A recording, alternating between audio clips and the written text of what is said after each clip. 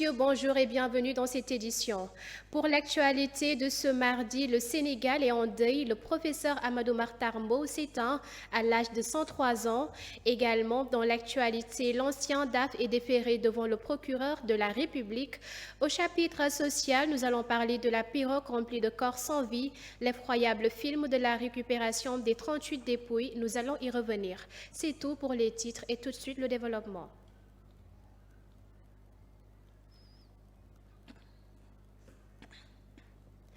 À la une donc, le Sénégal est en deuil. Le professeur Amadou Mahtar Mbow s'éteint à l'âge de 103 ans. La nouvelle de sa mort bouleversera des millions de personnes au Sénégal et à travers le monde. Amadou Mahtar Mbow est décédé ce matin à l'âge de 103 ans. Né le 20 mars 1921 à Dakar, l'homme politique, plusieurs fois ministre dans son pays, a été le directeur général de l'UNESCO de 1974 à 1987. Amadou Mahtar Mbow, un homme au parcours très riche, a marqué toute une génération.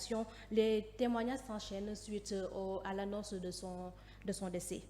À présent, nous partons au ministère de la Santé, l'ancien DAF déféré devant le procureur de la République. Les éléments de la sûreté urbaine de Dakar ont conduit Mamadou Fawzi Dione, ancien directeur administratif et financier de l'Agence de la réglementation pharmaceutique, devant le parquet de Dakar. Il est accusé des faits d'escroquerie sur les deniers publics et faux et usage de faux. Il est arrêté à la suite d'une plainte de l'ex-directeur de la Santé, Bernabé Ning.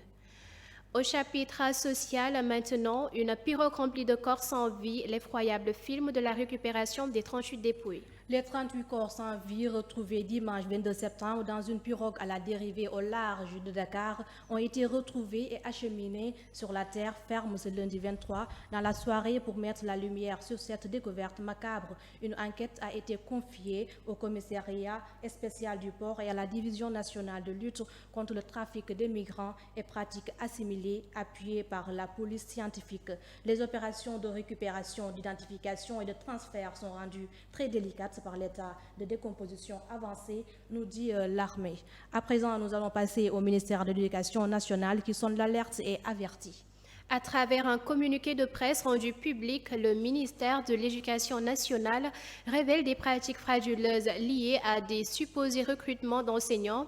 En dehors de la procédure normale contre des sommes d'argent, l'entité se désole avec effarement de ces pratiques. Par ailleurs, le texte mentionne que le département dénonce avec la plus grande fermeté ces manœuvres fourbes qui sont contraires au principe de Djoub Djoubel Djoubanti, credo de son action conformément aux orientations du président de la République Bassirou Diomaye Faye.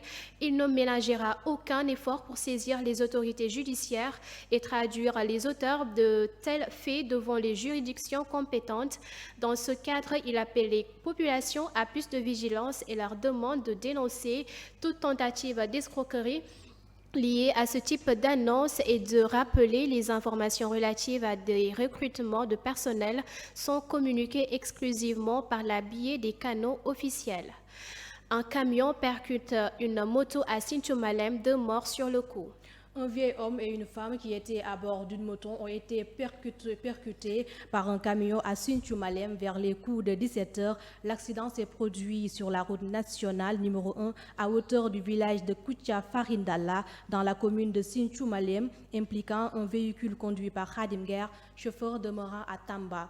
Trafic de migrants, 4 capitaines et un convoyeur arrêtés avec 5,5 millions de francs CFA par la Division nationale de lutte contre le trafic de migrants et des pratiques assimilées. La Division nationale de lutte contre le trafic de migrants et pratiques assimilées, par le biais de son antenne basée à Saint-Louis, a démantelé une filière de trafic de migrants. À cet effet, les policiers ont arrêté 4 capitaines de pirogue et un organisateur en possession de 5,5 millions de francs CFA, a appris Sénéweb. Cette unité de la direction de la police de l'air et des frontières a réalisé ce coup de filet entre Mboro et Saint-Louis grâce à l'explosion d'un renseignement. Passons à présent à l'actualité internationale avec les frappes israéliennes au Liban. 356 morts, dont 24 enfants dans le sud de l'Est. Le ministère libanais de la Santé a annoncé que 356 personnes, dont 24 enfants, ont été tuées et plus de 1240 blessés dans les frappes israéliennes sur le sud et l'est du Liban lundi, le plus lourd bilan en appareil près d'un an de violence. Parmi les morts figurent 42 femmes, a aussi précisé le ministère qui avait fourni un précédent bilan de 270 morts et plus de 1000 blessés. À présent, nous allons passer à l'actualité sportive. Chérif Ndiaye, auteur d'un triplé et l'étoile rouge explose le partisan dans le derby éternel. Grâce notamment à un triplé retentissant dans Chérif Ndiaye revanchard, l'étoile rouge n'a fait qu'une bouchée du partisan lundi dans le derby éternel.